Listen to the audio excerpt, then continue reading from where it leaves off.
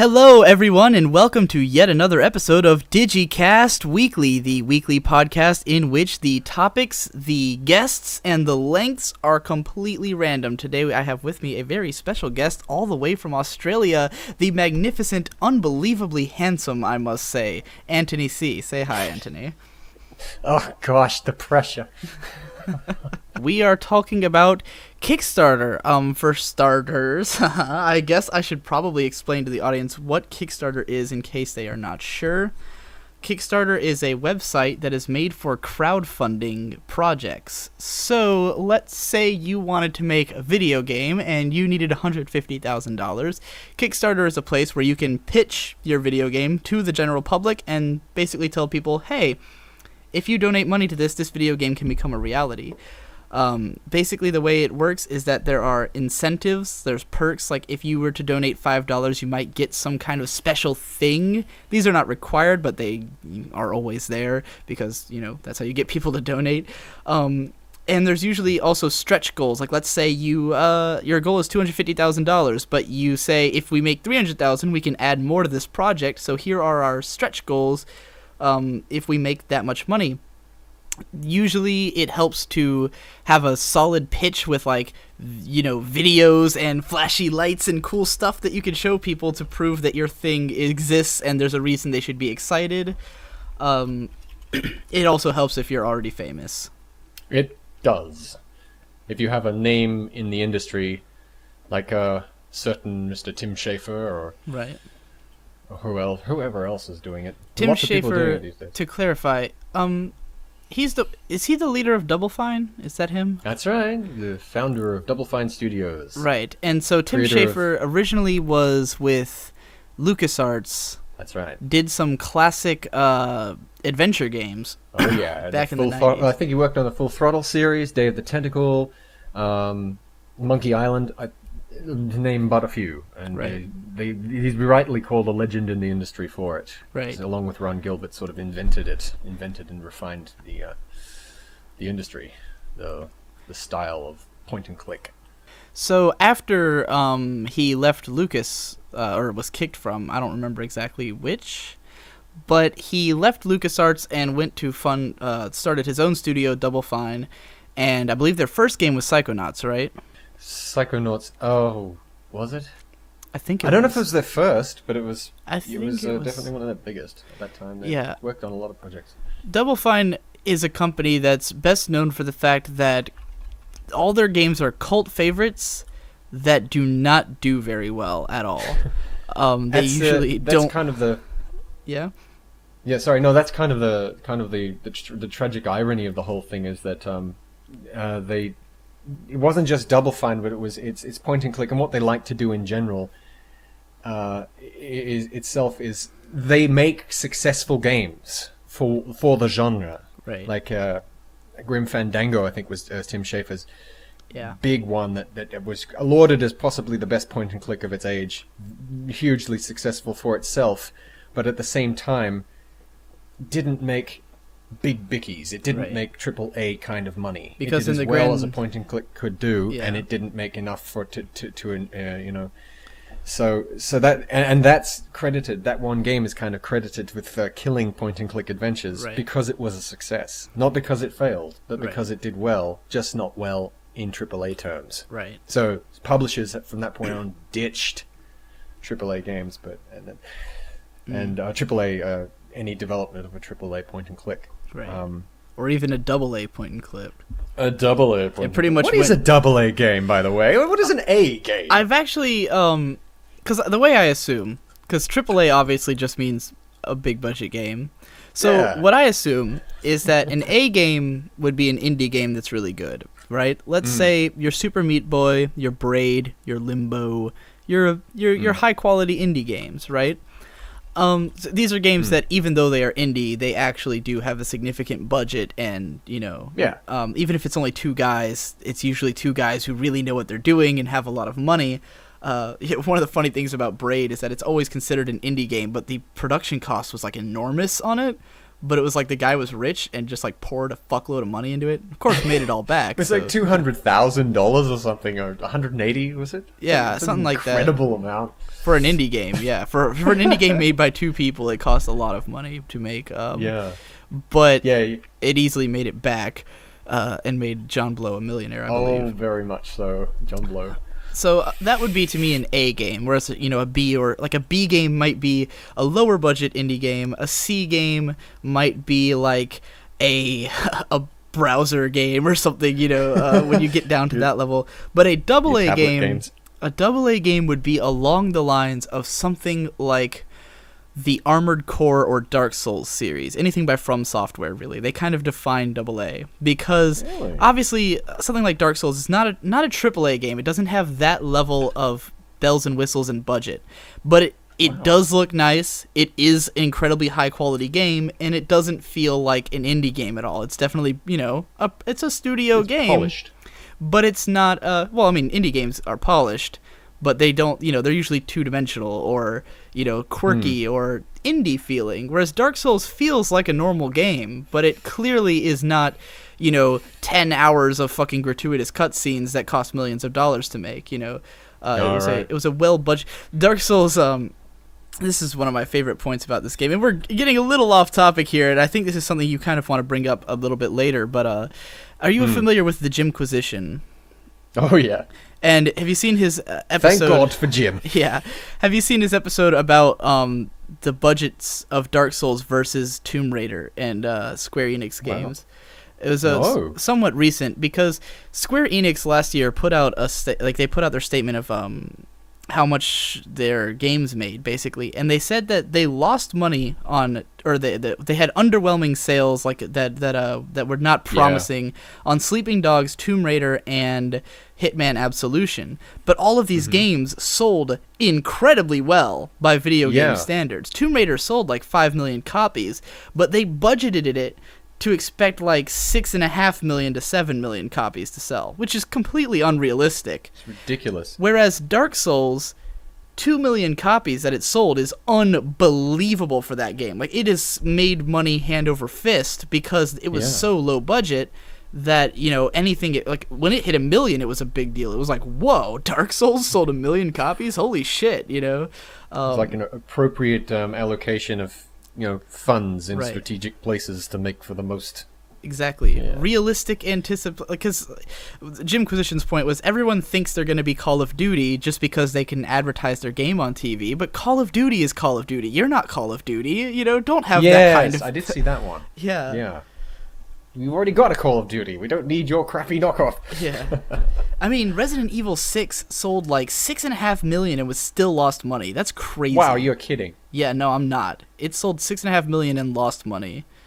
It was considered a financial disappointment. So that's a AAA game. So basically a something that teeters on the precipice of failure. A AA would be something that is reasonable, and a AAA is something that is unreasonable. Even if it does make back the money, it's still probably unreasonable. Something like Halo, it doesn't matter how much they spend, they're gonna make it back. But but at the same time. You'll never go broke appealing to the lowest common denominator. And I'm sorry I just alienated half your audience. I mean, even I like Halo, I'm not going to lie. It's not one of my favorite games, but I did grow up with it and have a lot of nostalgia for Halo. All right. Oh, it's charming in its own Space Marine kind of way. But to move along, to actually get back to the point, we're talking about Kickstarter, which is a platform primarily for indie games, I would say. I don't think there's been any AA even titles to come out of it, except maybe what would be Double Fine Adventure, but I guess you're saying that it's having financial issues. That's right. The big news recently has been that it's that they ran out of money.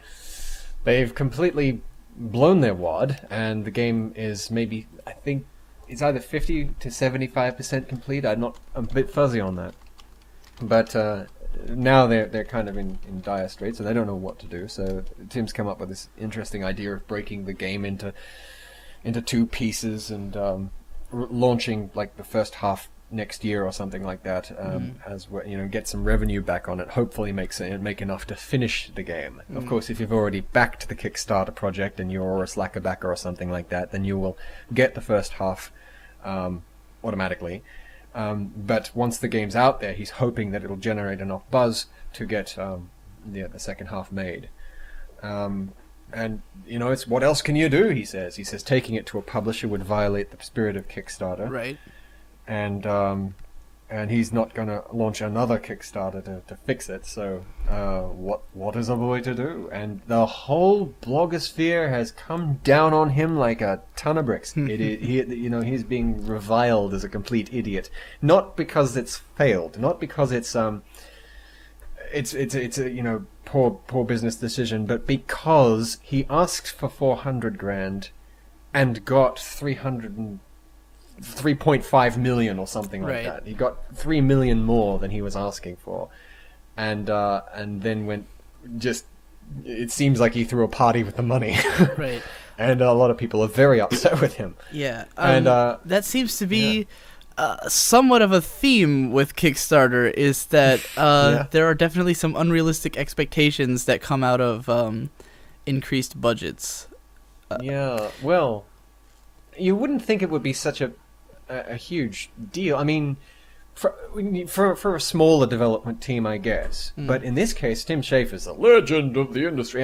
He's big and responsible. He's had to be so responsible for a long time with his company because he's got people relying on him and so on. It's interesting you say that, though, because they are better known for having these massive failures in each of their games, to the point that for the last, 5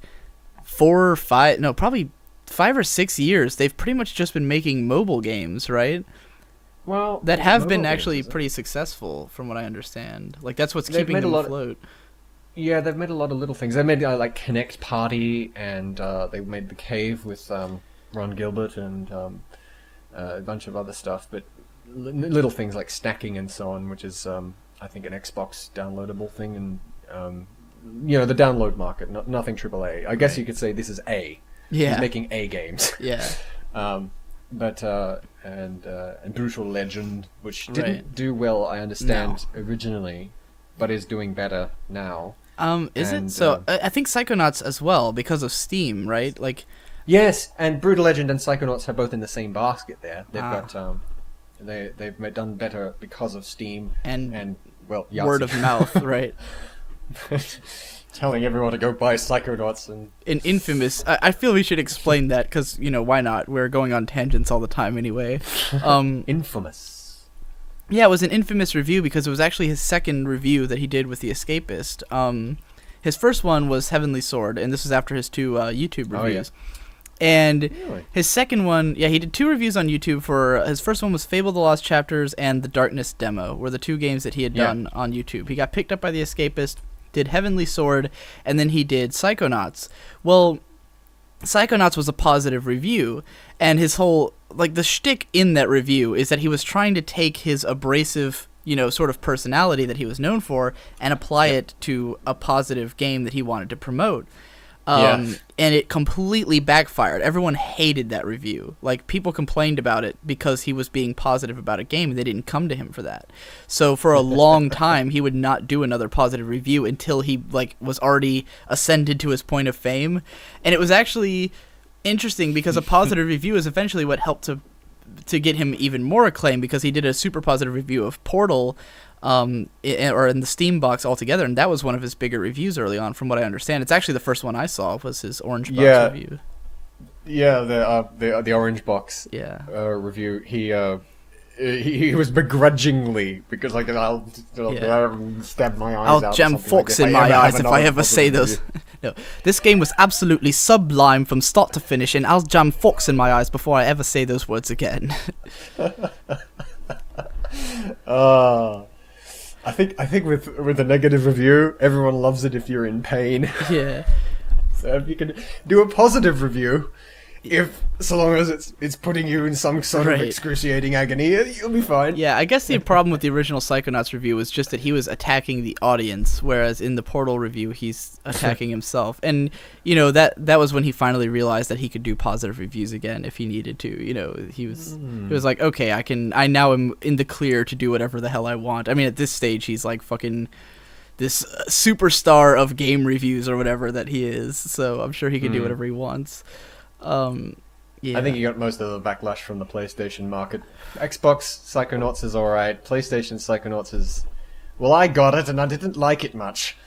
Well, here's the thing. Yeah, what I'll say is that the reason... Because the thing about Tim Schafer and his games is that as awesome as they are, they also have a tendency to be terrible. Like the Double Fine games, because I played Psychonauts. I played it through. I actually gave up on the last level because it was too frustrating. Oh, that freaking meat circus. Yeah, It was the worst. It's broken. Yeah, and as I was playing the game, because I love the personality, I love the characters, I love the dialogue, the voice acting is unbelievable. It's the writing, yeah. Right, it's one of the best acted games, I think, ever. It's like up there with... in terms of writing and voice acting, it's up there with Conker's Bad Fur Day, which is a game that has the same problem Psychonauts does. In fact, they're practically the same game, honestly. Like, whoa. Now, hold on. Because I only recently... I've never played Conker's growing up. I mean, I played, probably the first level as a kid, and I had no idea what I was doing. But, I played through a bit of it recently. Like, I played maybe 4 hours, 2 weeks ago. Like, this is very recent. Wow, yeah. And I did Psychonauts, a year and a half ago. And the thing about both games is that they kind of they just want to be, like, this sort of engine for this comedy sort of adventure, just kind of do whatever game, you know. There's like the sensitive to context. Yeah, that definitely context sensitive. The scarecrow bird. Sensitive to context. And yeah, beardy. You haven't got a beard. Yeah. Oh, God, you're perfect at the voices. I love the Conker. Yeah. It's all one guy. That blew my mind. It's like one Chris guy. Seavor. Oh, as an aside, for anyone listening, Chris Seavor, look up Conker King on YouTube. He's got his own YouTube channel now. Really? And he and a bunch of old ex-Rareware developers, and Robin Beanland, who still works at Rareware, are playing through the game. Really? And they're doing commentaries on it. That sounds awesome. Freaking hilarious. I don't suppose 12 episodes. I don't suppose Grant Kirkhope is involved, is he? He wasn't actually on that game, so probably not. No, he wasn't, so he's not there. Right. Speaking of Grant Kirkhope, though, do you know what he's doing these days? What? Other than being on Game Grumps. Under the beer, genius. No, do you know? At the moment, this is small universe. He's working with a couple of guys from Denmark on a game called they're called Gears for Breakfast, I think. Right. And they've got their own Kickstarter up. And they're working on a game called A Hat in Time, which is a 3D collectathon platformer, much in the vein of Banjo-Kazooie. It started out like a little thing. They made themselves a little level, and they said, all right, well, we'll make a bit of a game of this. We want $30,000 to make the thing. Right. And so far, it's done. They got the money and then some. It's like $290,000. Nice. And so they said, well, now we'll make a real game. And and they started the idea. They got Grant Kirkhope on board, and they said, well, we get such and such money. We'll get Grant Kirkhope. We'll write a song. He'll make the legendary maker of Banjo-Kazooie music will make us a level song, tune, like a background music, and it got up to its targeting and then some, and now like for one they've launched this thing called the Grant's Music Madness. So for one tune, one new tune every $15,000 above $200,000 they get. So they're $290,000. So now he's working on this game for them. And this is the magic of Kickstarter. And they really have to pay him that much. Hats off to A Hat in Time. They have to pay him that much just for one soundtrack. That's a lot. That's nothing. He's worth so much more. Really? He's doing it as he's doing him a solid, basically. Wow. But yeah. Is he worth that much just from Banjo-Kazooie? But yeah, I think so. Well, I guess music production takes a lot out of you. I guess. I guess when you're doing a game, then you do have to do like a fuckload of different variants on things. That's right, and video games, especially the like a Rareware collectathon, has things like cross-channel fading and all that sort of thing. So when you walk around different areas, it blends and whatnot, and all that marvelous This is stuff. This is turning into us like being like geeky guys about '90s games, and it's funny because for me, it's less like I played them back then and more like I know about them now. You know what I mean? You've rediscovered. You've had your personal renaissance. Just because I did obviously grow up in the '90s. I was born in '91, and the N64 was actually my first console. The problem is that growing up, I was atrocious at video games, like really bad. So I think everybody is. I really do. Well, it seems like a lot of the big time, like people who are like big into games, usually started a bit younger than me and single-mindedly would play a game until they got good at it. Like I can't play old Mario. I fucking hate it. Like I can't because those old Mario games rely the death system and everything relies on you to just have shitloads of time to dedicate to mastering that game. And people who did master the old Mario games as kids are now better at those kind of games now. But for me, I can't go back and play Mario because I'm horrible at it and I don't have the time to dedicate to like learning to play it correctly. So I'm like really fucking bad at old Mario. I'm sorry, man, but you've turned into your dad. You've turned into everybody's mum. Everybody's mum. Everybody is everybody's mum. Right. When starting out playing, I've recently come to discover that you know how your mum is terrible at video games? Right.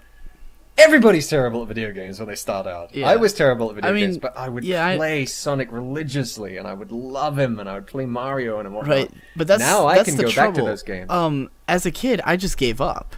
If I was bad at something, I didn't keep trying. But I don't know what it is, but playing those old games, I was bad at them too. But I was in that world. I'm like, oh, you will not beat me, Robotnik. I will get you. And I would just go back, and I just had to. I don't know what it was. The magic of it got me, and I the day I completed like Sonic 2 was the crowning glory. I was so happy, but I can go back to it now, and done. I can do it in 2 hours. I can clock it, and I'm like, what was I so excited about? Right. Why was I get why the game's still good, but how is this difficult? Yeah. And I don't know. Yeah. I'm no longer... At this stage, I'm willing to abandon the pretense that we're actually talking about Kickstarter in this. And maybe we should. and just go on. So I'll talk a little bit about my growing up with video games because first console again was N64. Now consider that was like 1997, I think is when we got it, and so I was already 6 years old. I didn't like play as an early child or anything, and the earliest games I got was like Diddy Kong Racing and I played most of the major titles, but we usually rented them. And the thing is, we would rent a game, and we'd play it for, like, a couple hours, and then we'd just never pick it up again. So I played, like, the first levels of a bunch of games. And me and my brother, we did not read, like, period. So, we tried to play Ocarina of Time once, and I literally could not get out of the Kokiri Forest because I wasn't reading anything they were saying. And I never played a game where you like really needed to read to understand what was going to happen, So I'm just like running around with no clue how to get out of there. I'm just like, what the fuck? Because I didn't know I had to go get a shield and sword and to get past this guy. So I played it for like 45 minutes, dropped it, never touched it again. And any game that had like controls that were hard to figure out would never touch it. Stuff like that. So I was legendarily bad at these games. It would not keep playing them. I do know that we played, like, we have Banjo-Tooie, and I know my brother played a lot of that, and we played Banjo-Kazooie 1, but they would have, like, we'd rent them, and they'd have save files that were far in the game, so we'd be able to, like, sort of just explore the world and not really complete the challenges or anything, just kind of, like, run around and do shit. So... Oh, you cheater. Yeah, we did stuff like that, and...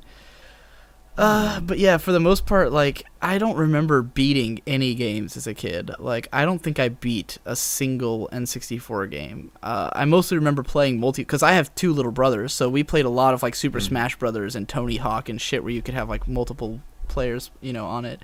And it wasn't until I was like an adult that I started beating games like on a regular basis, but games also got easier, so it's way easier for me to play through a game from start to finish now.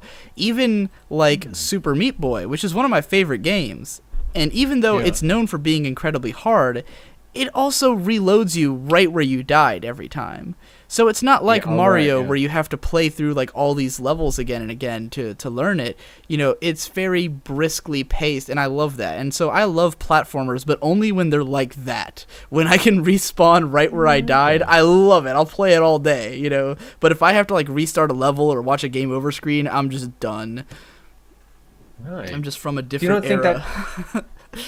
You don't think that? I mean, see, I know of at least a few video game developers who would listen to you and just tear their hair out. They'd be like, "What are we gonna do?" Yeah, because we're trying to make this game. They're of the opinion that a game has to be a slow boil, and you have to, for it to mean something, there has to be a consequence for failure. But they'll never appeal to be able to make a game that appeals to you, right? Because you don't care. So like, yeah. What would you say to them? What was I would say you don't need to try to appeal to everyone.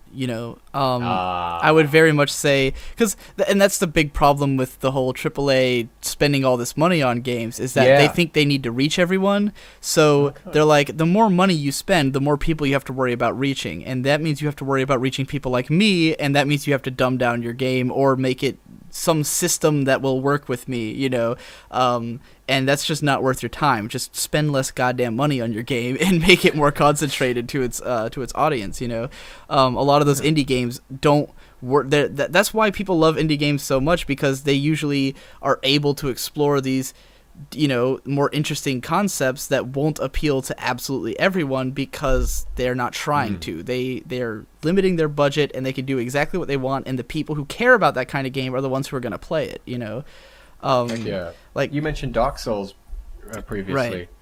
That sounds pretty niche. Yeah, and I'm a huge I fan. played a little bit of it. I am a huge fan of Dark Souls. That is, to me, the opus magnum of all gaming, the most perfect game in creation. Really? Is that? But that sounds like I mean, from what I played of it, it's like this hard. Dark Souls is hard. Unbelievably hard, but it's also... Dark Souls is the kind of game that your first time playing it might take you... And mind you, I've never even beaten it. I've actually not even played halfway through, but I've watched other people beat it like countless times, because all of my friends are super obsessed with Dark Souls, so they'll play it through it over and over again. I have one friend who's beaten it upwards of 40 times. And the first time he played through, to use him as an example, it took him about 70 hours to beat the game. He can now play through it in under 2 hours. He can play it. I've watched him beat it with no weapons at level 1, like just punching bosses to death with his fists. That's the kind of game it is, where if you are actually skilled enough, like if you develop the skills and learn the systems, then you can beat it. You can play it in any way you want. It's like truly open sandbox game where there's multiple paths you can take through the game. You can play it in any order, in any fashion, with any weapons, with any style. The game is ready for you to take it on by your own terms. Sounds ingenious. Yeah, it's really the truest sandbox game that there is, because something like it's interesting because people will call something like Skyrim a sandbox game because it has a lot of different things you can do, but it doesn't really have choices. You can do everything in the game once, and then you're done. Like if you play through the game again, you're just going to do all the same stuff again. But in Dark Souls, you can play it in an entirely different way. You can skip you can just fight like 2 bosses and beat the whole game if you like skip certain areas and stuff, like if you know what you're doing, if you're not worried about leveling up or gathering power because you're just that good, You can play through it in a totally different way from someone who's not good, who like really needs the leveling up and the armor to be good enough to fight the bosses. You know, there's a lot of players who they just put on all the bulkiest stuff they can so that they can take hits. But if you're good enough to dodge hits, you don't need any armor. You know, you can dodge every attack that an enemy throws at you if you know the timing. If you've like seen, you know, if you are. If you have good twitch reflexes. And my friend, he's a guy who's, you know, he's beaten all the Devil May Cries on the highest difficulty. He's beaten the Ninja Gaiden games on the highest difficulty. He's that kind of player.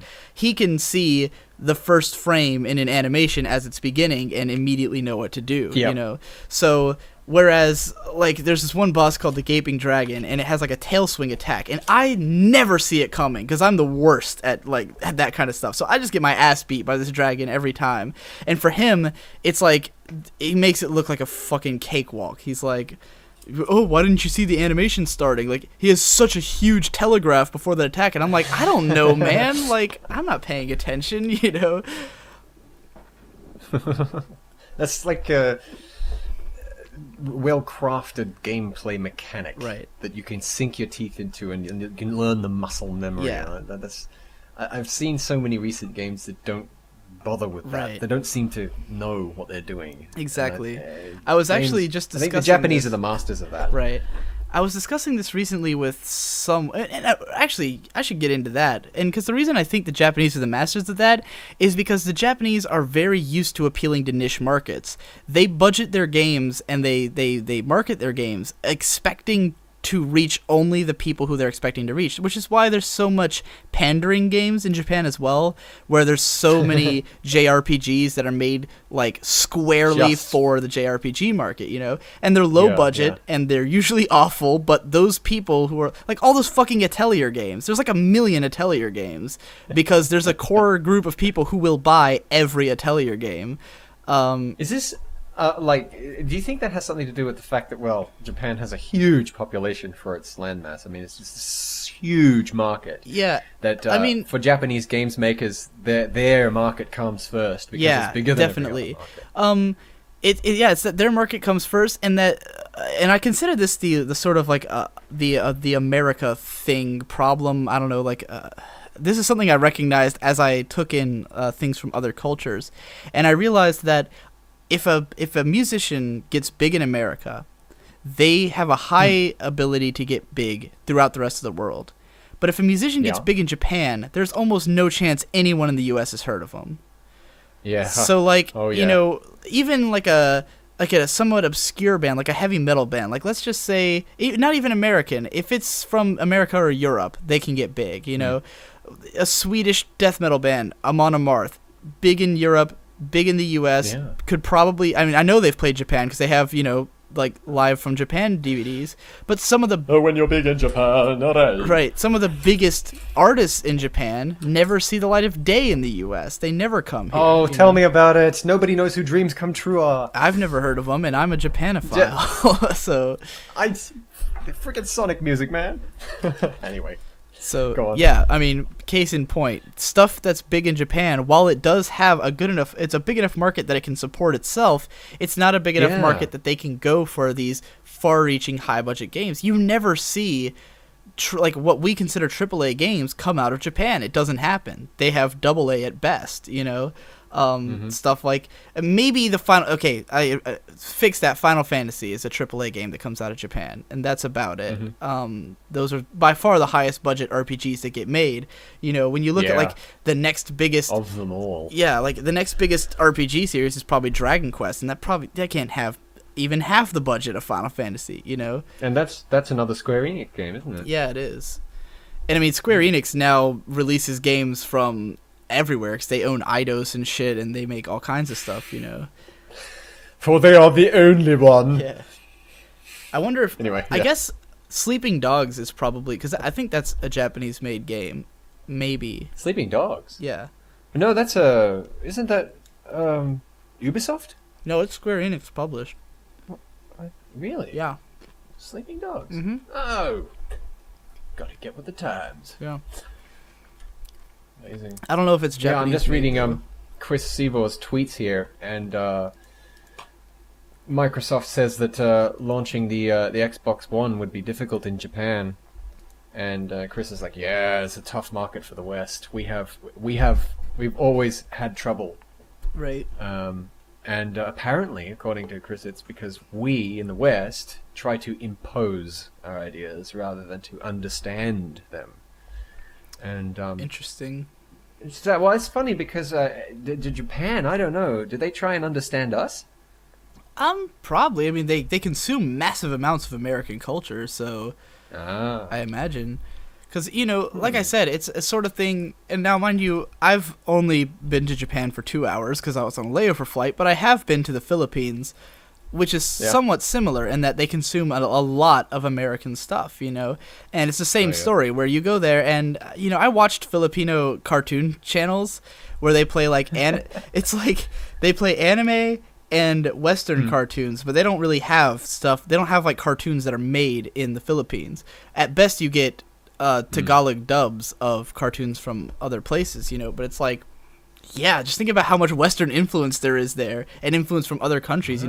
Most of the music on TV is there's a significant representation of Filipino music, but there's a lot more American and Korean and Japanese music on TV there. You watch MTV in the Philippines, and it's literally like a fucking cultural smorgasbord of Southeast Asia and the U.S. And I first saw Adele's "Rolling in the Deep" in the Philippines. I was there when that song came out, and I came back to the U.S. and it was fucking huge. But that was on the top of the charts in the Philippines as well when I was there. What were you doing in the Philippines, by the way? I stayed with my friend, who I know online. Actually, my friend. He goes by Ghost Lightning, and he was a fellow anime blogger, and he was sort of my mentor. He's a older guy. He's 32, has a family and all that, and I stayed with his family for a month. And basically, it was the idea was because I didn't have a job, and I had dropped out of school, and I was just kind of sitting around, and my dad wanted to jumpstart me to get me inspired. And he was like, "Why don't you go to the Philippines for a month and stay with your friend?" And I was like, "That sounds fucking awesome." So I did. It sure does. And it was totally cool.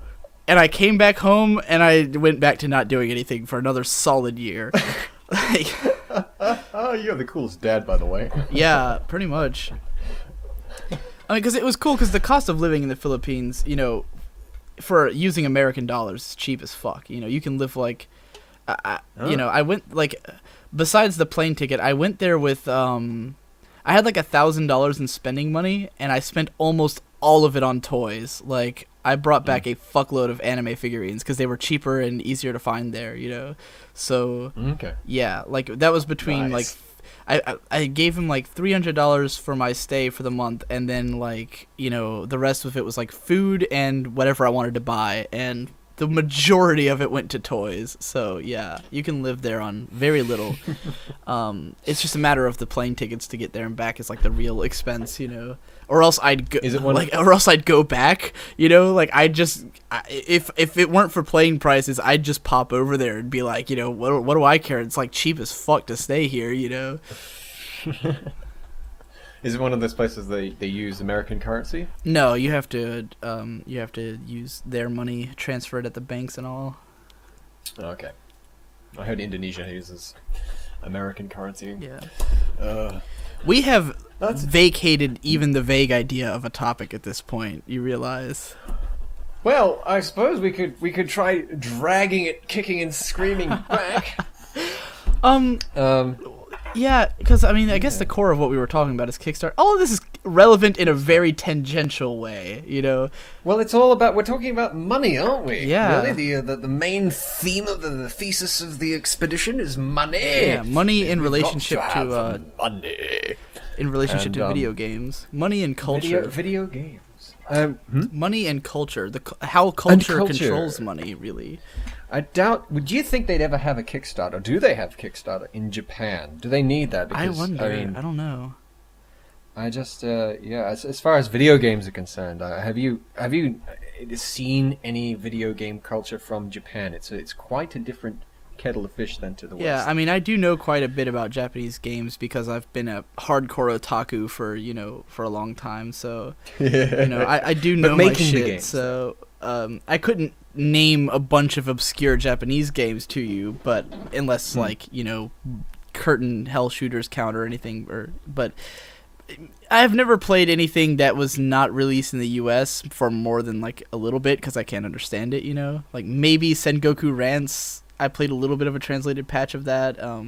Some like doujin games that are famous and stuff like that. But yeah, I haven't really explored that market because I can't read Japanese, so it's like No, but it's about the culture, even the games that have made it into the West from Japan. Right. Things like Mario and Zelda, Nintendo culture, Right. the Sega culture when it was making consoles and so on. And the culture of making games over there is not like what you hear about here, at least. Right. Here, you've got a much more laissez-faire, much more relaxed sort of development process. And in Japan, it's incredibly regimental. It's incredibly traditional, and people are always Mr. This and Mr. That. And you listen to someone like... there's a really good documentary on the creation of like the Metal Gear games, with Hideo Kojima's crew and whatnot. And I found it was fascinating watching them because they're all kind of... Everyone speaks in hushed awe about Hideo Kojima. Over there, like he's some sort of god king or something like that, and he kind of is, right? He's like a prince of the video game world, and Mr. Miyamoto and whatnot, and so on, and they're all. It's incredibly hierarchical. Everybody knows their place. I mean, that's just it's Japanese culture in general, though. Japanese business culture. I definitely think Japan. One thing that I've really noticed about them and the way that they handle media is that they categorize it way more than we do here. Everything has a definitive category. Music is pop or rock or metal, and when you listen to it, it deliberately tries to be its genre. And this is true even of like really underground stuff, stuff that you would think wouldn't be categorized, except for, with the rare exceptions, are stuff that's usually not as big in Japan as it is here. Like some of the Japanese artists that I'm familiar with that are known in the West is like the band Boris, who are all about like drone and all these other weird genres, and they're always mixing everything, and they're better known in the West, I think, even than they are in Japan. Guitar Wolf, who are like a classic rock and roll style band, they're signed to an American label, tour the US a lot. The band Psy, which is this crazy ass experimental Japanese psychedelic black metal band, and they're signed to a Western label, better known in the West, but even among like somewhat obscure, like there's some Japanese bands that you would hear it and you would think this must be really obscure, but to the Japanese it would be easily classifiable as, oh, that's J-rock, and you go, really? Because it sounds pretty out there, but when you actually listen to like the song structures and stuff, there's usually very consistent. Like even among metal and hard rock genres, usually it's got an element of pop and accessibility and some element of being kind of there. My personal favorite band is a band called Shinsei Kamate-chan that's kind of known in Japan, and they are if you listen to them, it sounds like fucking insanity, right? Because it's just like chaotic basically the way they play is they play like, they described it themselves, and it's so funny when I heard them say this. They said, we basically play pop music, but with really depressing lyrics. But nothing about their music sounds like pop music.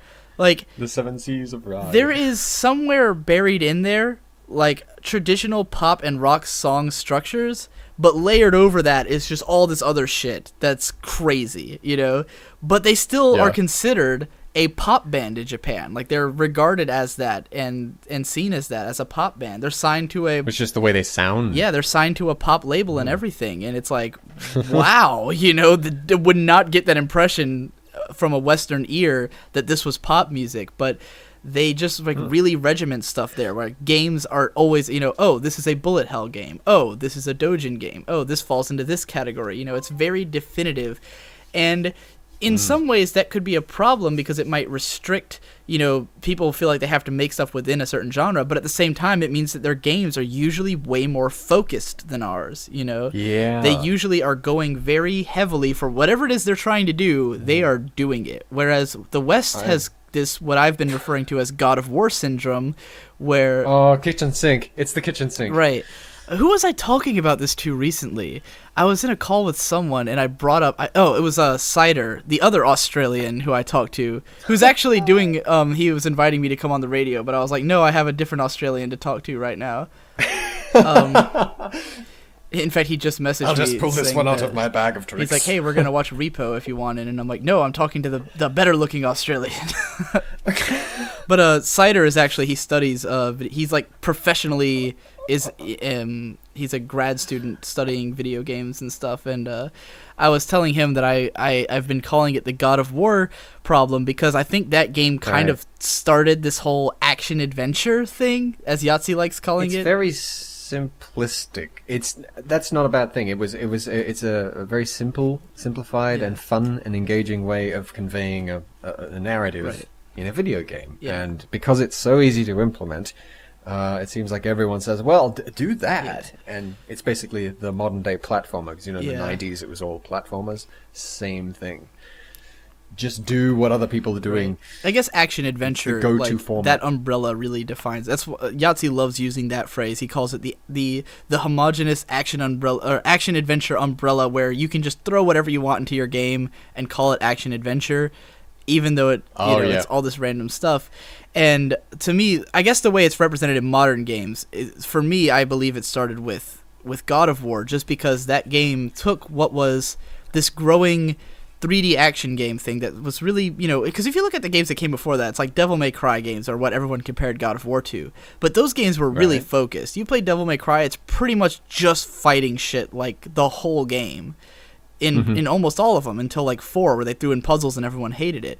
But in God of War, they took that hack and slash combat, and it felt good. It was a good combat system, and then they threw in puzzles, and the puzzles, even though they're really simple, they kind of had an interesting twist to them that made people enjoy them, where it's like, you're pushing a block, but it's got a guy inside of it, and you light him on fire, and it opens the door, and it was like, whoa, that was grody, But yeah, like you said, it was mostly about conveying like a narrative through it just happens to have action, it happens to have puzzles, but none of them is really the focus, and none of them's that polished. But at the time, it was the most polished game of that nature, and it did actually have a pretty interesting storyline. But the problem is, people looked at God of War and said, do that thing, and then you got Darksiders, and...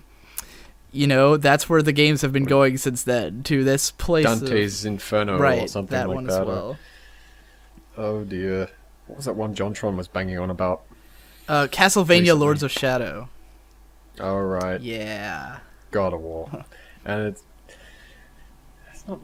I guess it's not too bad if you really like God of War, I guess. Or is it really bad? Is it like Jontron and not like Jim Sterling and his Call of Duty? Mm-hmm.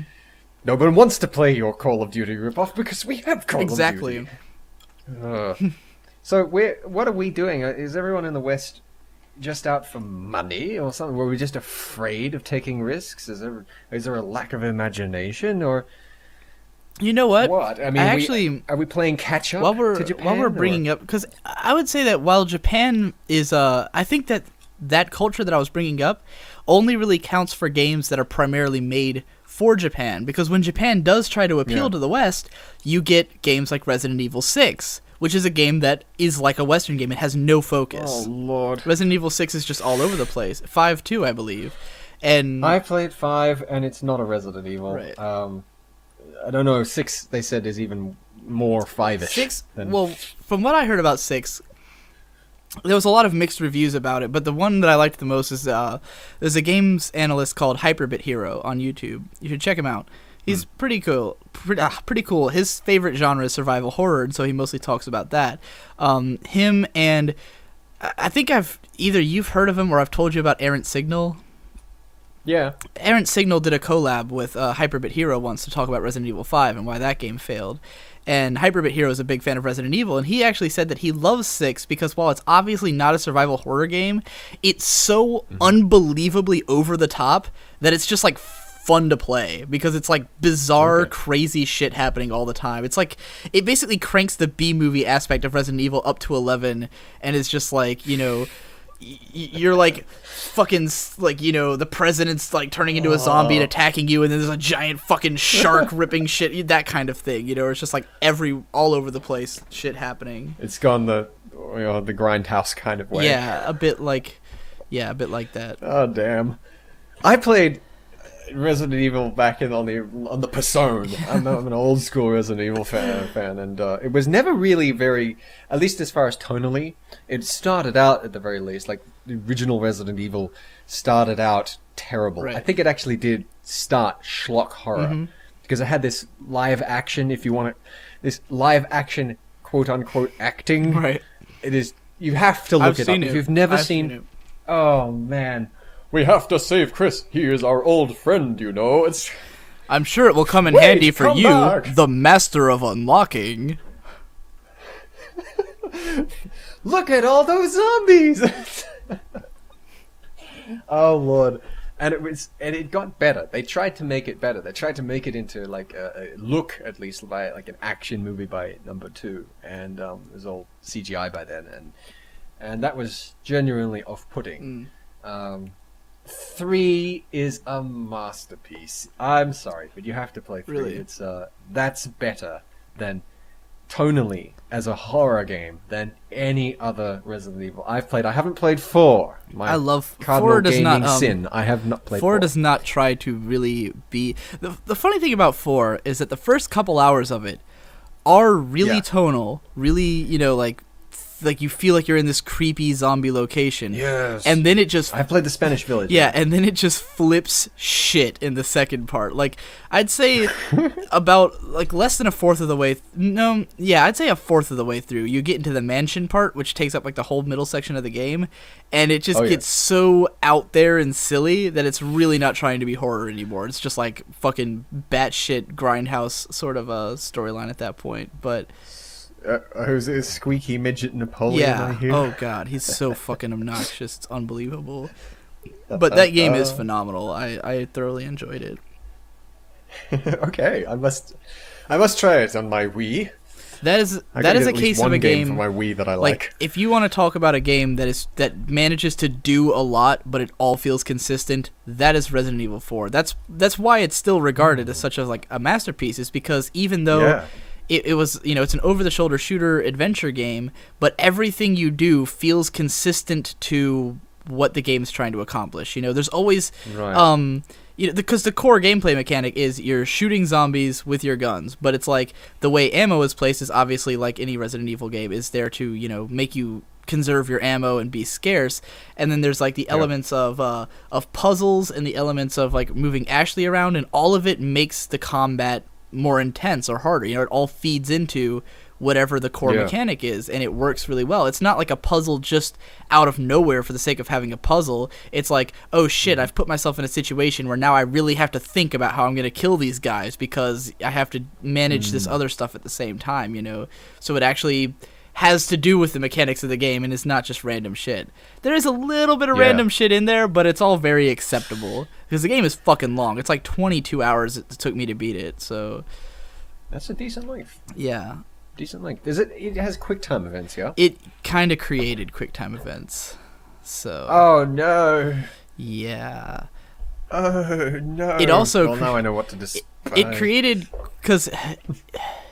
What happens, because in the game, it's basically, you know, like, basically, let's say a zombie grabs you, you have to mash A to get out, you know, it created that. It was also the first one to have, like, you know, context random moments, and it was infamous for doing it during cutscenes, because you'd be in the middle of this, that was, like, the number one thing people hated about Resident Evil 4, is that there's, like, this one cutscene late in the game that's, like, a long, sort of talky cutscene, and then all of a sudden... this guy attacks you with a knife, and you have to quick time it. And so people, you know, you put your controller down, you're watching this cutscene, and then suddenly you're fucking dead, and you have to watch it again because you failed the quick time event. So you have to keep playing through the cutscene, and yeah, That's like the number one You know- problem with Resident Evil 4. Oh, I'm not a fan of QuickTime events, and I wouldn't mind it so much. Honestly, who is? Who is clamoring for those? No one. No one likes them. I have a friend who really digs them for some reason. Really? But he used to be into international track and field, so I have no idea what he's on. But just hitting the button in sequence, or the Simon Says. I suppose it's some people must be tolerating it. I myself, I don't get it. I've been watching because this is the thing about it. Sorry? I've been watching games analysts take the piss out of QuickTime events for 5 years now. I can't believe they're still around. It doesn't make... The thing about a QuickTime event is that it immediately forces you to recognize that you're playing a game. It's a total immersion breaker. It's by default an immersion breaker. Right.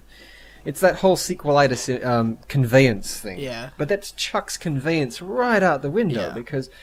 the perfect gaming experience is where you don't realize you're holding a controller, you're just immersed in the world, right?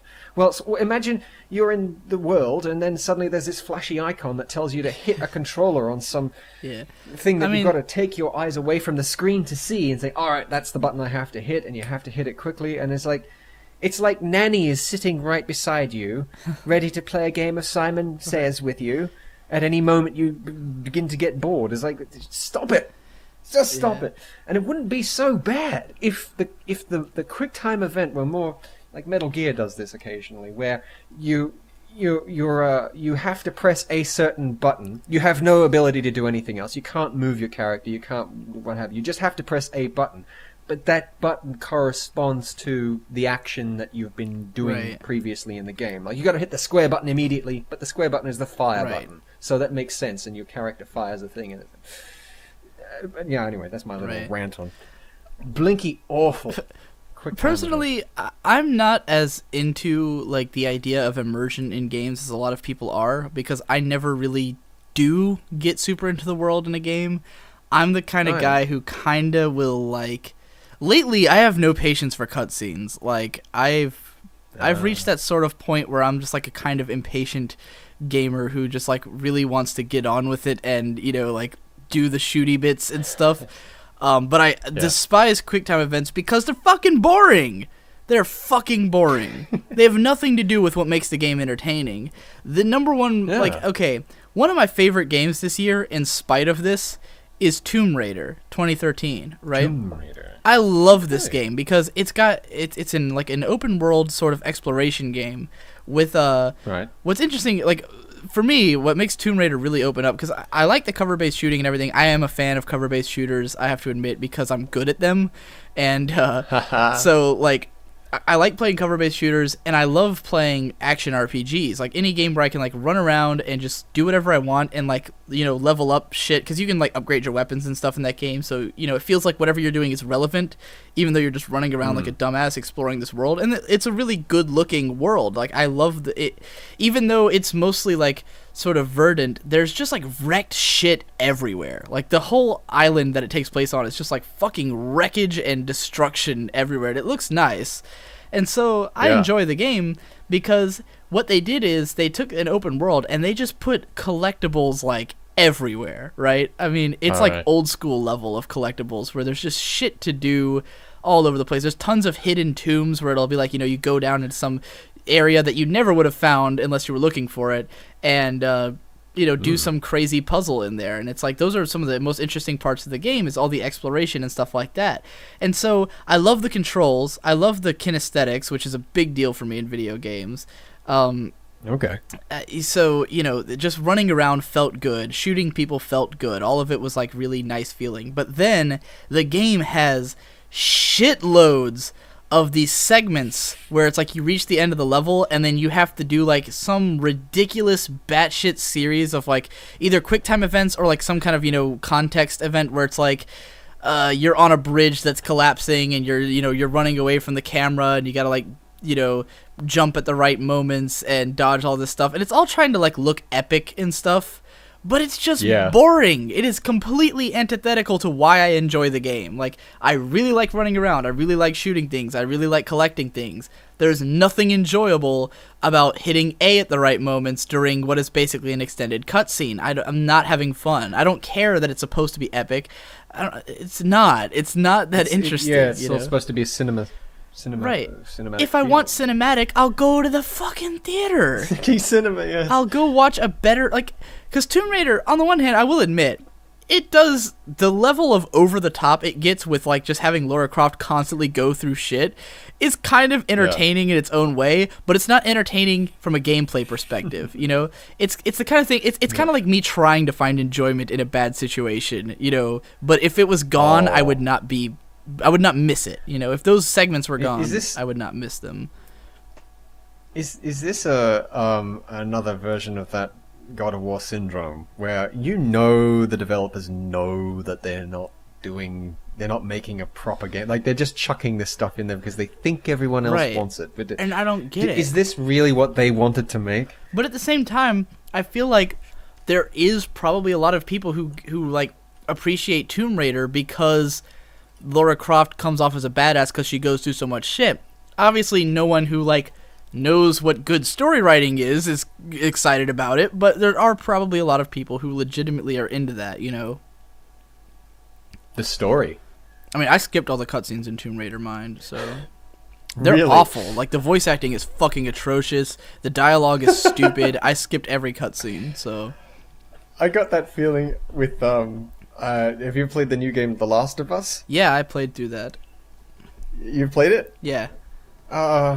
We got up to a certain point, and I just couldn't. Everyone got on my nerves after a while. It felt they felt a little.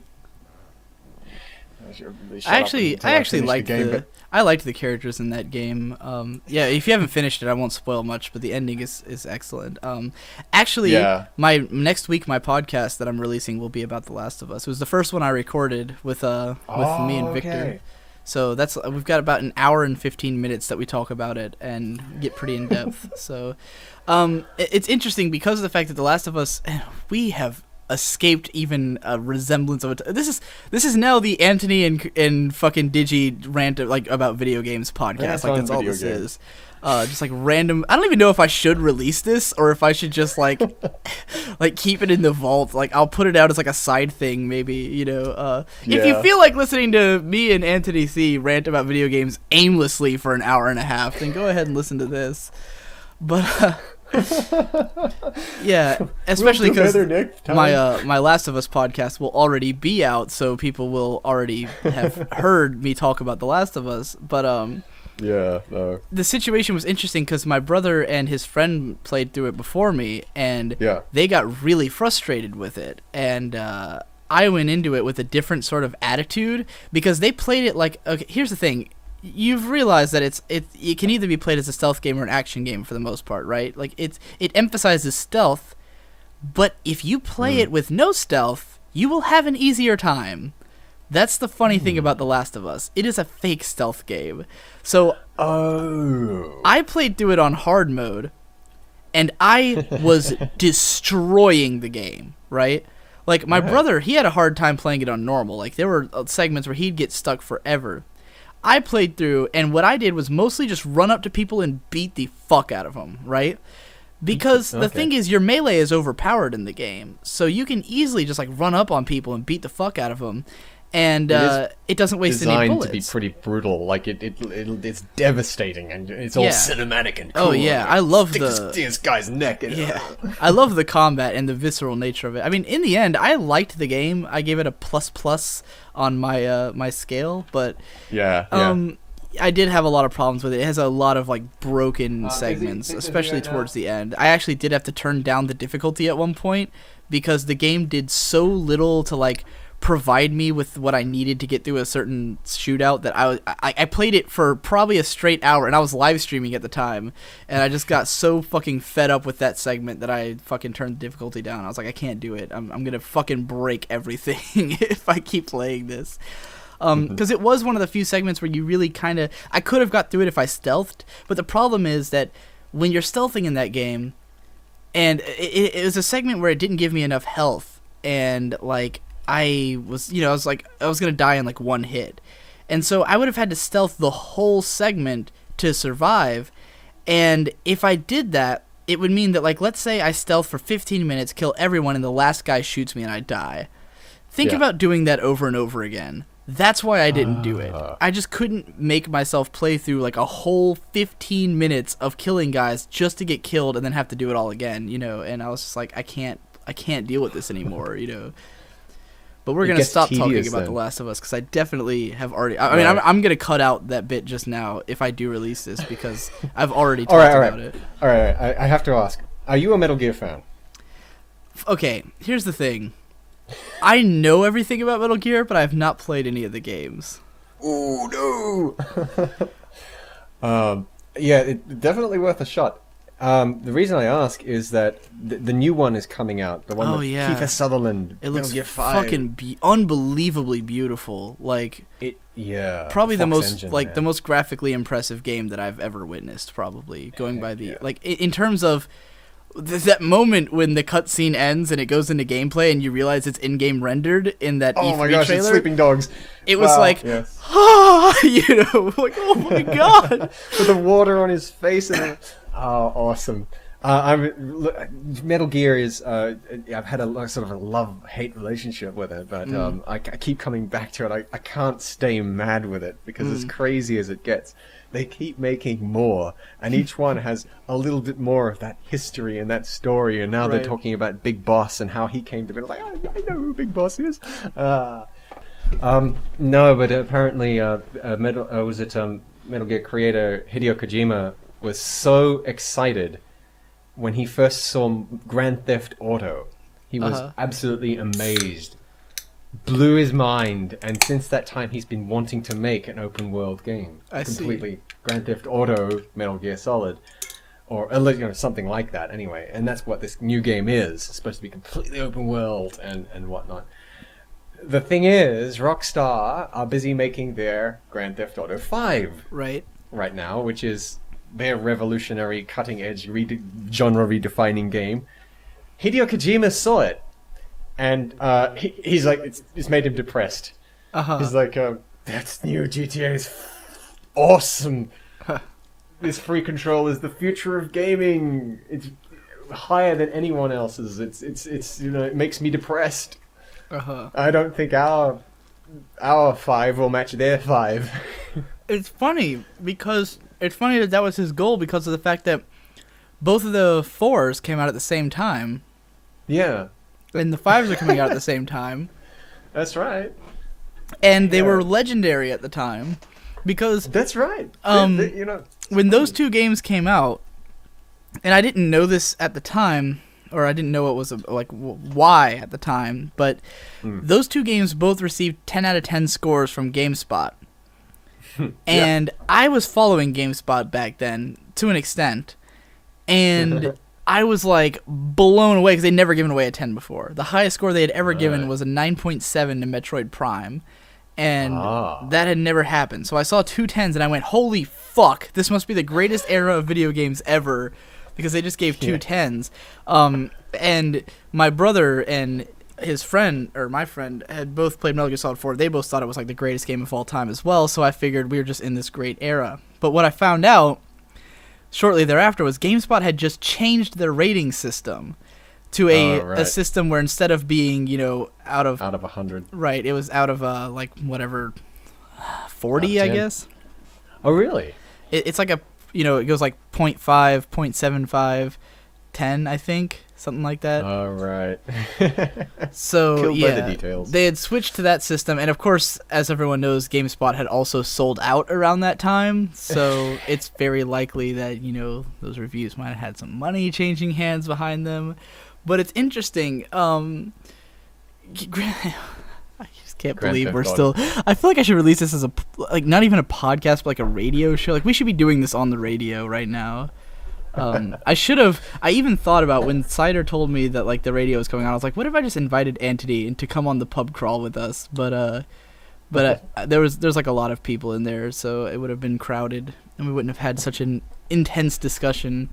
But Yeah, like the Grand Theft Auto 4 is fascinating to me because of the fact that it was scored so well. And Errant Signal, one of his coolest videos, is where he explain his video on Grand Theft Auto 4 is fucking brilliant. He talks about why this game it's not a great game. And what he goes into detail is about why it got scored so well, even though it's not remembered that well. Because despite the fact that if you look at like the Metacritic ratings, it's like the best scored game of all time. But if you ask people how they feel about it, no one's ever excited about it. No one talks about it like, oh man, Grand Theft Auto 4 is still the most relevant, game. If you look at like any best of the 2000s list, it's never there. And he said that... Like, he said that the reason for it is that when that game came out, it was so overwhelming that people gave it a 10 because they couldn't wrap their head around how much was in it, basically. Because this is a game where they had, like... There's parts where you can just, like, go into a bar and watch a comedy special by Ricky Gervais, like, doing lines in the game. There's just so much shit that's in it. And it was, it was like mind-blowing to the people who played it, people who are sitting there going, wow, this is like the most graphically impressive game. It's got the most stuff to do. It's, it's so polished. How could this be anything other than the greatest game I've ever played? Yeah. But in terms of it actually being fun or narratively consistent or delivering like anything of worth, it really wasn't that good. And he really like breaks it down heavily. It's like a 20-minute video of him breaking down, what's wrong with this game, why it's not remembered well. And yeah, it was fascinating just to see. And he also brings up how, when people, like a lot of these reviewers who like turn up early for games, they get shipped out to like, some nice 5-star hotel, and they're like waited on hand and foot, and then they play these games in this environment where it's like they're completely happy and content with themselves. They get to play the game in this kind of environment, and it's just mind-blowing to them. And they're all for like, that 10 out of 10. Right. They're being curried. Exactly. Being so that's the kind of environment these people are playing these games in and writing reviews of them. And he's like, but when you actually go back and you look, like, because and I'm sure a lot of fans felt the same way when they first played it. They're like, wow, there's so much to do. But then a couple weeks later, you're like, yeah, I'm really bored of Grand Theft Auto 4 and I don't want to play it ever again, Was that the same with Metal Gear, though? Metal Gear 4? I mean, it's one of the shortest Metal Gears. Metal Gear 4, I think, is not like that, but at the same time, it kind of is in terms of how overwhelming it was in density. Like, even though it's one of the only big games on the system when it was released. Right.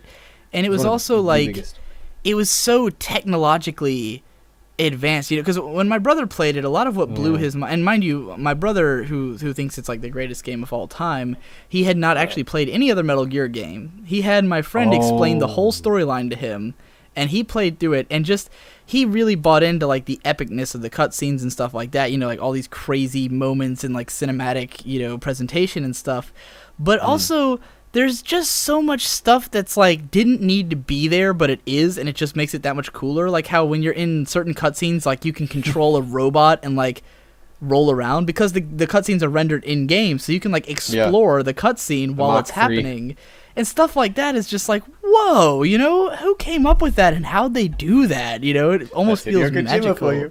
Yeah, and there's just so much. The thing is though, 4 has.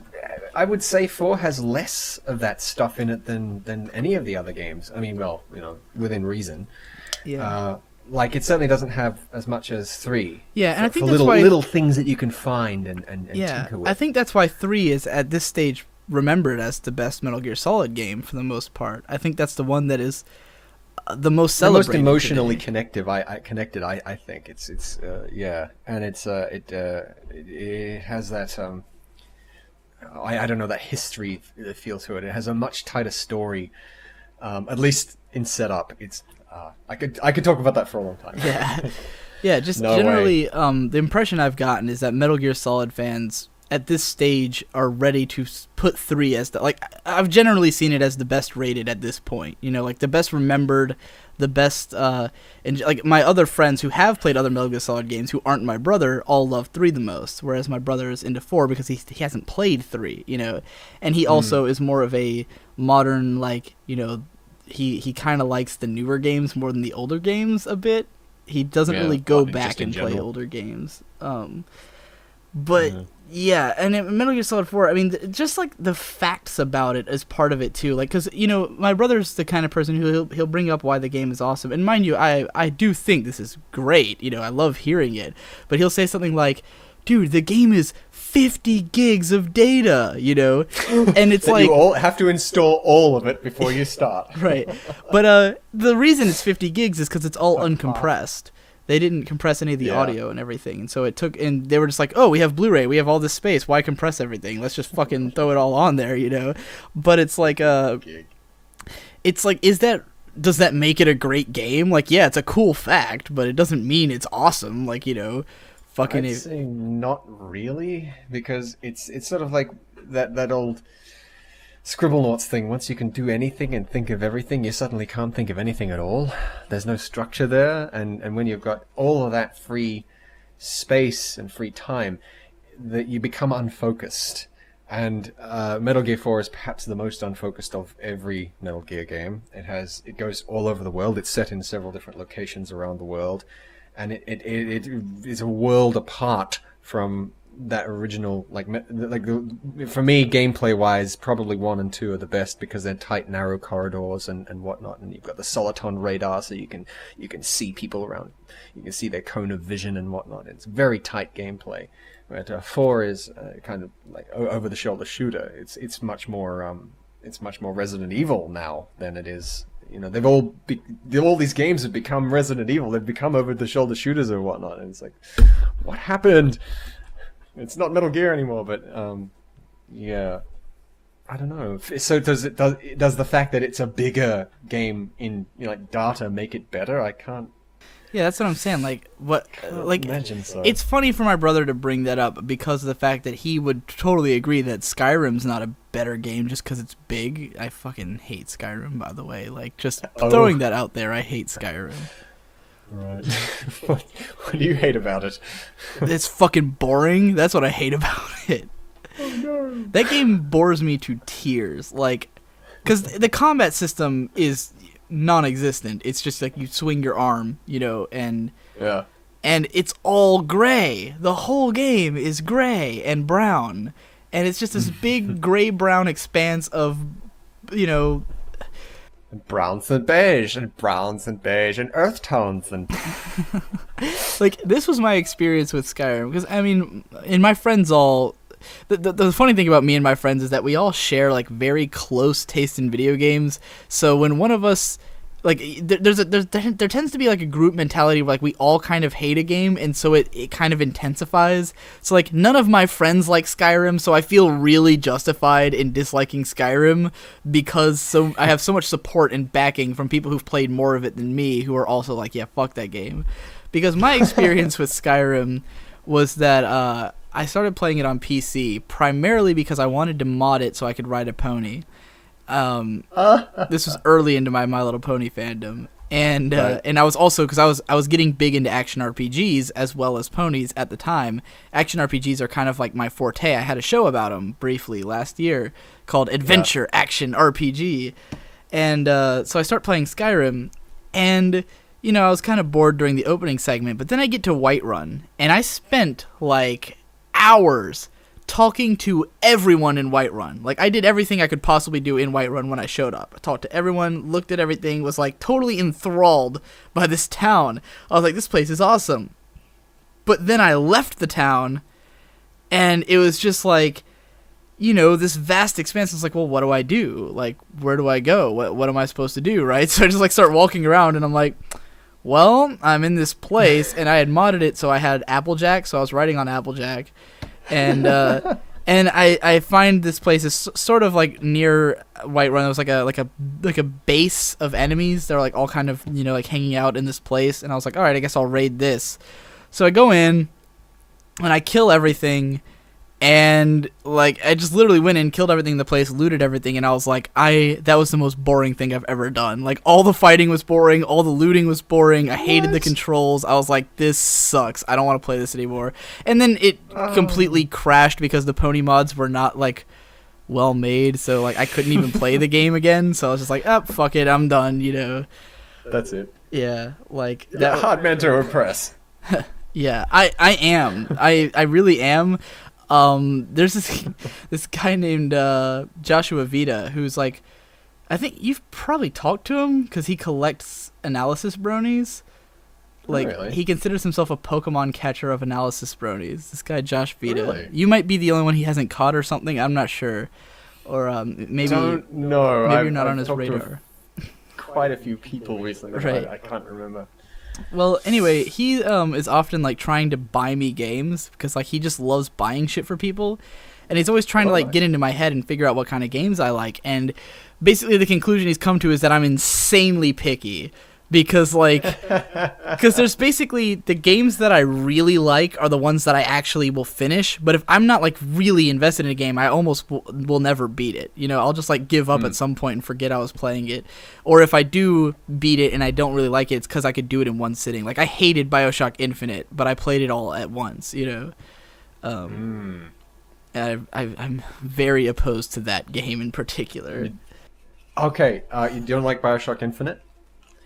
Have you ever heard of a guy called Matthew Matosis? Yes, he did an awesome video about BioShock Infinite.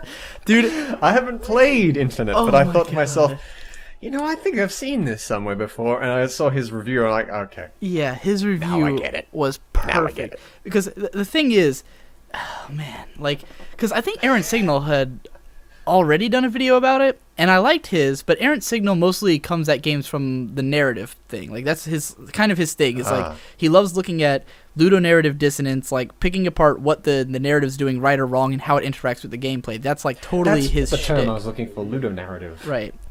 And Yeah, I'll write that down. yeah, he loves talking about ludonarrative dissonance, and he talks about that a lot in his BioShock Infinite review. But Matthew Matosis, he's always comes at it from like this, like, I'm going to look at every single aspect of the game, and I'm going to pull it apart at its core. And he just goes into And I'm BioShock going to present Infinite. it to you in bite-sized factoids, like a BBC reporter. He goes into it with this like mentality of he clearly was angry that the game was getting so well praised. Like he starts off saying, I It's the normally best kind don't of do review. this. I don't usually do one-off reviews, but I was really pissed because everyone was, you know, praising this game. So I did a review of it. And the crowning moment, because, you know, a lot of it I had heard already, or I already thought, or I had said myself, because I did do a brief, not a brief review. I did a review of it on my site. And it was like a quick review of BioShock Infinite. It's like 4,000 words, you know, but it's not like... I didn't want to think it out thoroughly and like make it like a big deal, because at the time I was also... This sort of jaded me to video game reviews because the responses I got were all like bitchy, and I was like, I can't deal with video game fans. Like, I really can't. I can't deal with like reading their responses to my reviews. I just want to kill them. So I can't handle bitchy video game fans. But Matthew Matosis' review comes along, and he made it so clear that he fully understood this game. He breaks down the story to the fullest extent to say, look, I understand this story. It's just bad, you know? Because, like, even I couldn't really... Because when I played through it, I didn't, like... I grasped the story, but a lot of it, I didn't look into, like, the deeper details. Like, I didn't solve the mystery, basically. And I actually had my friend who did solve the mystery completely on his own through playing the game. He had gotten a lot more engrossed in it, and he explained it all to me. And I was like, oh, well, that's interesting. Why couldn't that have been presented in the narrative, you know? And it still is bad. Like, it still is fundamentally flawed, but it was way more when you're watching interesting. these things, it's like, that's I don't quite understand that, but there's a monkey in the back of my subconscious going, warning, warning. Yeah. What the hell just happened? Right. Oh, man, like, because the end is known for being extremely trippy. And, like, what Matthew Matosis was basically coming at was he was saying, look, because people would criticize it and say, what the hell was that? I don't even get it. And people were like, oh, you just don't understand. And Matthew Matosis said, I understand. It's just bad. You know, like, the fact that it's trippy does not save it. It's bad, you know? That old chestnut, you just don't get it. Oh, Right. I get it, but what it is, I don't want. Right, and he did such a good job of breaking it down to the, because he wanted to make it, like, he didn't want to say, I understand it, but I hate it, and then have people go, oh, you're lying. No, he broke it down to the greatest extent possible so he could prove he understood it, and then broke down why it's awful. definitely worth a look. Yeah. Oh my god, that's one of my favorite analysis videos of all time. Like, just because I was so bitter about the game, and that really drove me over the edge. You know, where it was like after seeing that video, I was like, yeah, fuck BioShock Infinite. You know. Oh, man, I didn't think much of the first one's narrative either. I guess you were saying Aaron Signal had a problem with that. He was talking about the Ludo narrative. And I had that it started ringing alarm bells for me when I got up to the big twist moment. I thought, there's something not quite right here. And then Infinite comes along, and it's oh dear, what have they done? They've made and as Matthew Matosis points out, is like, if you want a mindless shooter, play BioShock Infinite. And I'm like, oh. There was a little Spanish flea, a movie star he thought he'd be.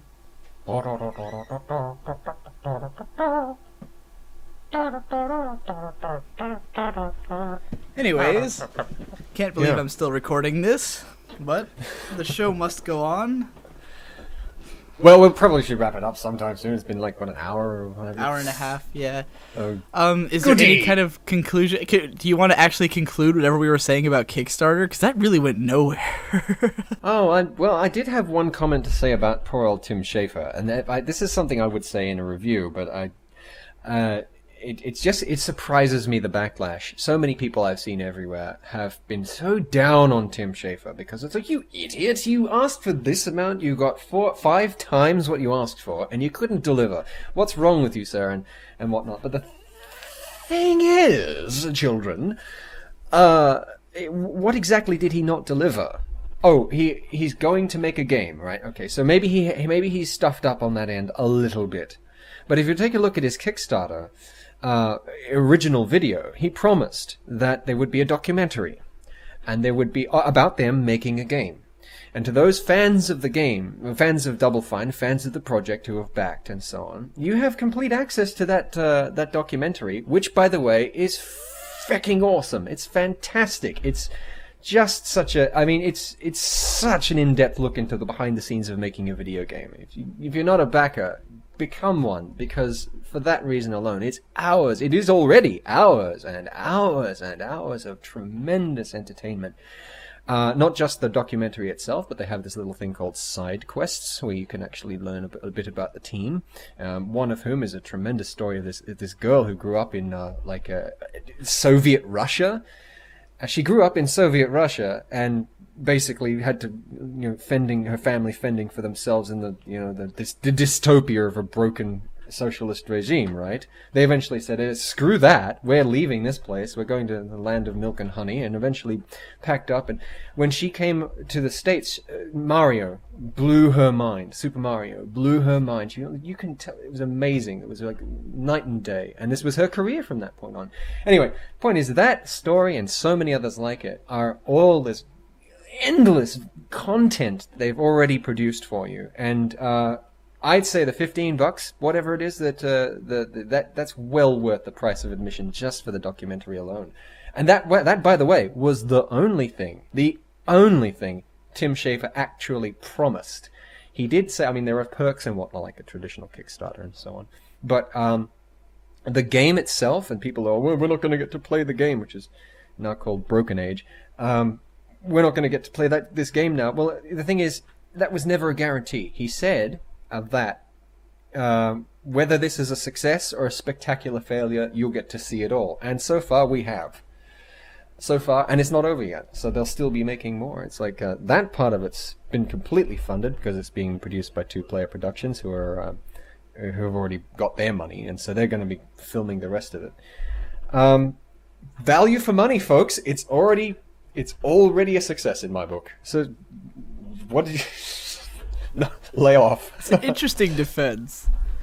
That's my defense, because I was a slacker backer because I wasn't really interested in the game, and a friend of mine said, "You idiot, get on board. This is going to be fantastic. It's going to be the legendary." And now he's turned tables and is singing a different tune right now and calling Tim Schafer an idiot because he's more interested in the game. But if you don't mind, you're just happy to witness the spectacle, then check it out, because the documentary's great. It does remind me a bit of the wake of the BronyCon documentary, where oh yeah, Do you heard about what happened there, right? The drama. I know. I haven't. Really? Well, okay. The BronyCon documentary by, of course, what's his name again? Remind me. The BronyCon documentary guy. You know, the voice of Discord. John Delancey. Oh, John Delancey. Okay. Right. John Delancey's BronyCon documentary. He went into it as a Kickstarter, and it was asking for like $60,000, right? And it made like $260,000. So it was considered, a massive success. Well, the thing is that they immediately went, we're going to put all of that money into the documentary to make it better, bigger in scope, more amazing, all that. Mm-hmm. Well, I guess, I don't know if it's that they hadn't considered this or if it just like got out of hand or something to that nature. But I believe they did end up overspending on it because basically what they said was, they kept adding in new features and stuff that they could do, but they didn't think about how that, like, every new thing you add increases the workload exponentially. Because, like, it's like if you go and film this new scene in, like, they go out to somewhere to film this new scene, then the editing process of that scene now is, an extra whole movie on its own, And so everything they added ended up being, massive in scope, even if it was just like a small addition to the film. And so they quickly, went through the rest of that money. And the problem is that when it launched, it did not sell, like, at all. Like, they gave up on it within, like, a day and a half. Like, within a day and a half to 2 days, they were already saying, we don't know if we're going to, like, be able to... Because they had promised, like, all these additional features on the Blu-ray and stuff, or like all this extra stuff that they were hoping to do once it came out, and they immediately were like, we don't know if we're going to be able to do any of that because this is not selling, like, within like 2 days. And initially they were blaming piracy, and the problem is that they were the real problem is that if you actually looked at the amount of backers it had, it was a very small number of backers for that amount of money. Most of them had donated a huge amount. So it was not actually backed by a giant number of bronies, and a lot of the people who backed it were getting it for free because they backed it, So the ultimately what it showed was that the BronyCon documentary had not ever been relevant to that great a number of people. Only so many people had actually donated, most of them got it, and then no one else cared. So when it came out... most people were like, oh, well, it's a thing, I guess I'll download it because I'm interested, but they weren't actually invested in it. Most people didn't care about the BronyCon documentary and continue not to because most of the reviews of it that came out said it was atrocious, Yeah, like, and of course, and early on, a lot of the criticism... Because the thing is that the BronyCon documentary was not made for bronies. The whole point of it was to have a documentary to show non-bronies to teach them what bronies were all about. That was why John Delancey had made it. But the problem is... fault in execution. Yeah, they had only... well, I mean, it was a good idea, and it does work if you use it that way. Like, you can show it to non-bronies, because John Delancey has said that he does that to, like, all the non-bronies he knows. He shows them his documentary to teach them what it's about. And so he's proud of it in that regard. But the problem is they were expecting it to do well on launch day, but bronies didn't care about it. They already know. They already knew why they're bronies. Right. And the movie... That's a fault in concept, don't you think? That it's like, this is a documentary for non-bronies. Who on earth, who aren't already bronies, would care? But bronies didn't care because it doesn't do a good job of being... Because it's not trying to be encompassing. It's just trying to introduce bronies to non-bronies. So bronies watch it and they go, this is awful. This doesn't represent our community at all, And from what I've heard, according to, like, Brony Curious, he says it's pretty inept anyways. He's like, it's just not a good documentary at all. Like, it's like, it's boring. It's not, like, as well edited as it could have been. It's just not a very good documentary in general. And then there's also the fact that it doesn't do a good job of representing the community at all, which is part of what egged on stuff like the Brony Chronicles by Saberspark and Paleo, where they were like, okay, we're going to do this, like, one that's actually for bronies, for them to understand, for them to get a better sense of everything. And, of course, stuff like Neil X's project that we're both involved in, the, what is it called again? Brony... the Bronycast. No, it's called... Brony? No? It's not called BronyCast. Elements of Brony. Elements of Brony, there you go. Yeah. Heck yeah. You know, where his is to get, like, his goal is to get really deep into the psyche of bronies, you know, not just explain the phenomenon, but, like, explain the kind of people that we are and shit. So, yeah. So he's going as deep down the rabbit hole as possible. But with the BronyCon documentary, that was the first thing that came out of it when people were saying that it was falling apart. Everyone was like, "You guys had 6 times your budget. That's the thing. You know, how did you fuck it up?"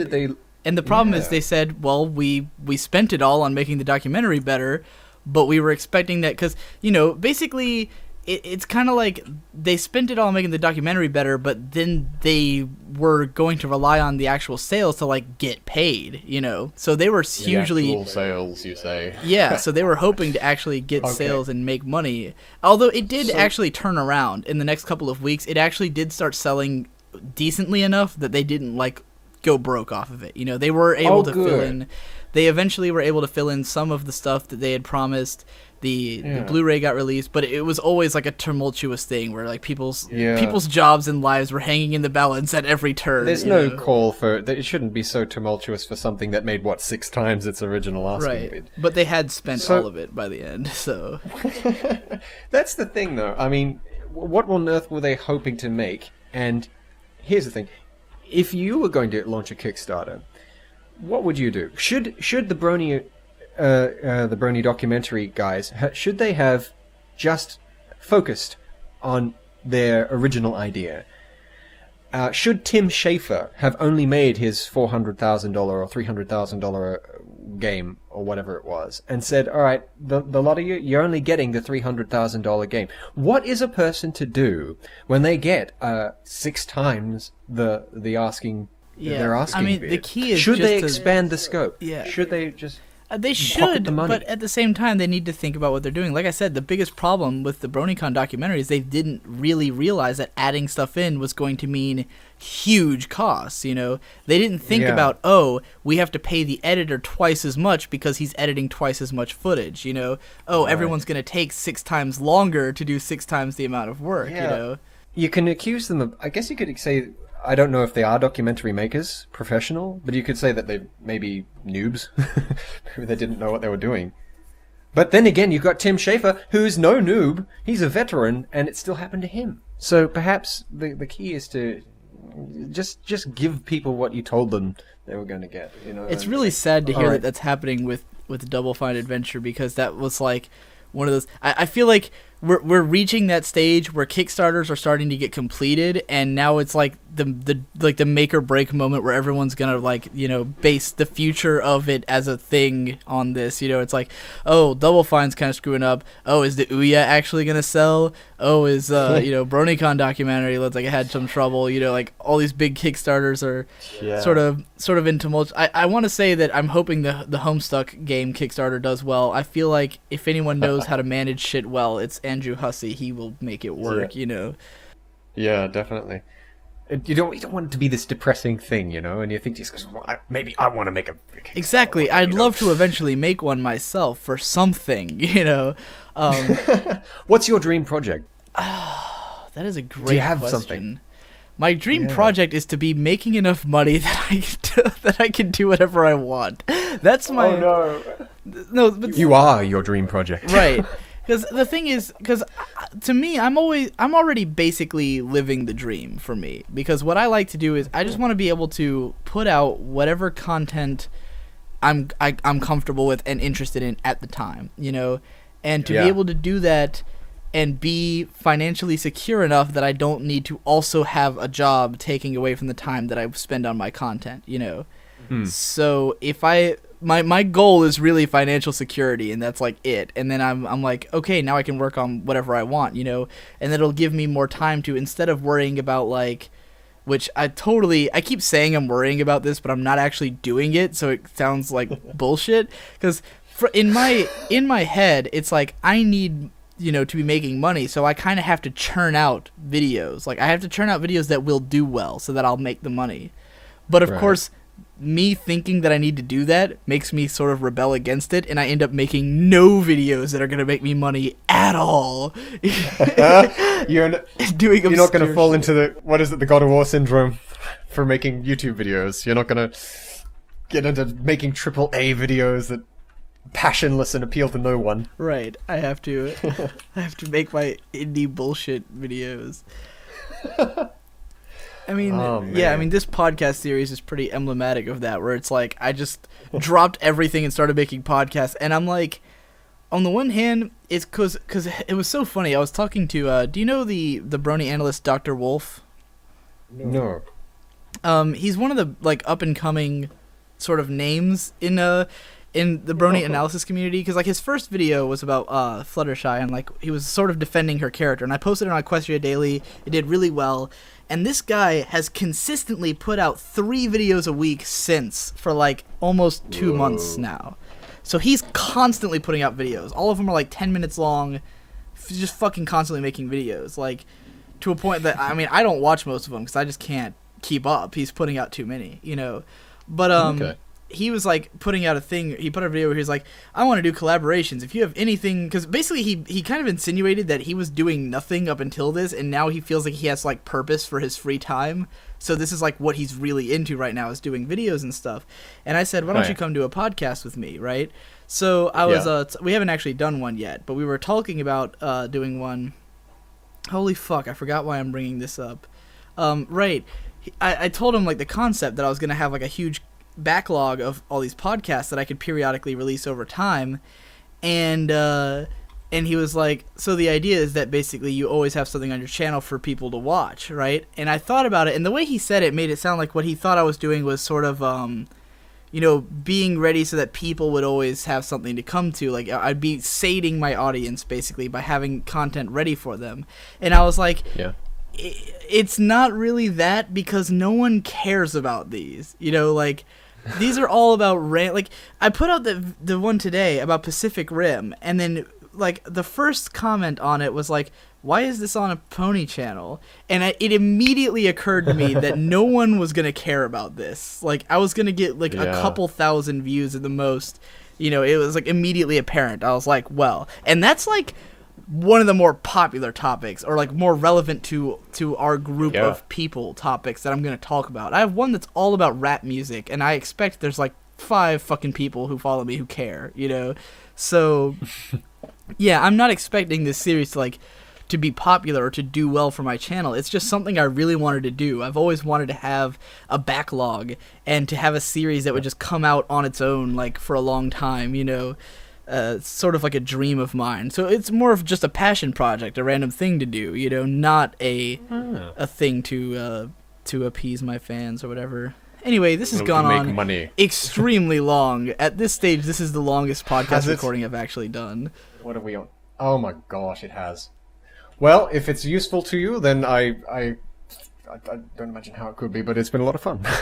Yeah, I mean, I might, like I said, I could release it at some point. I might, maybe I'll just release it, like, really late in the cycle, because the thing is, I've been mixing up the order. I'm not, like, the Pacific Rim one is the latest one I recorded, but I released it because I wanted to get it out during opening weekend so I could help promote the film. So, I'm kind of thinking about some of these that are a little bit more obscure, or, like, not centrally, like, don't have, like, a real central topic. I'll save for, like, down the line when I've run out, and I go, all right, time to throw out all the other ones, you know? Just, like, start pumping. I've given you some B material. I'm happy in that. Right. I'm sure there's someone who will be interested in it, because there's always someone, you know? And to me, I'm the kind of guy who latches on to that someone. Right. Collect your own audience. Right. I get excited when one person watches my video and likes it, and I go, oh, you're my best friend, because I made this, and you liked it, and you're awesome, you know? Awesome. A winning attitude. Alright. That wraps up this podcast. Thank you, Antony. I'll probably have you on again sometime. Awesome. And whatever video that is will probably come out before this one, because it'll probably be more on topic. Right, hopefully.